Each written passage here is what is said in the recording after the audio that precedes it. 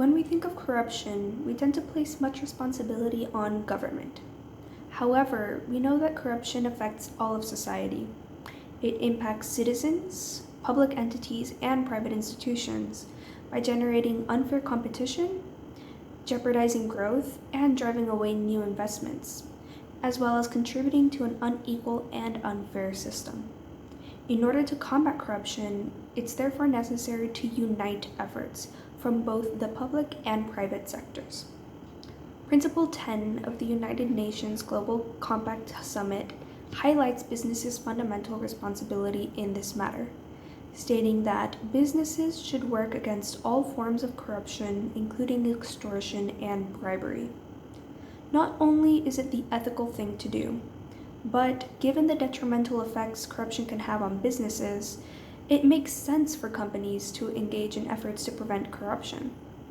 However, going further than simply ensuring adherence to the law, this needs to involve restructuring both organizational behavior and corporate culture. Behavioral science has shown that relying primarily on sanctions comes at a high cost. Not only does it require resources for items like surveillance systems and tracking, but the implementation of too much supervision can send a message of distrust towards employees, damaging corporate culture and in many cases creating reluctance to report any corrupt practices that some employees might see. In order to combat this, I believe companies should be advocating for a strong culture of fairness, allowing employees to feel trusted and at the same time morally obliged to adhere to the fight against corruption. Companies should hold mandatory workshops training employees to be able to avoid possible instances of corruption and recognize signs of corruption. There should additionally be clear ways for employees to denounce corruption, including non-retaliation policies and anonymous as well as direct channels, all separate from the chain of command. In instances where the public and private sectors work together, it's even more important for all ends to be engaged in combating corruption. For example, when awarding government contracts, there must be a clear engagement policy, ensuring no favoritism is at play. There should be clear engagement rules between providers and the government, and transparency towards the public as to all proceedings.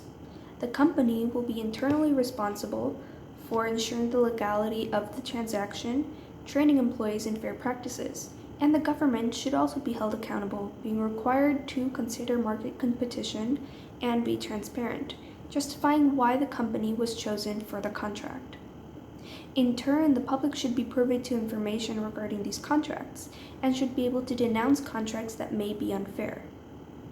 In this way, we involve sectoral multiplicity, giving the business sector, government, and public a role in combating corruption. By involving the concepts of governmental transparency, proper company organization and culture, and citizen participation, we're able to create a model from which to move forward that has a better chance at ensuring a more fair world for all.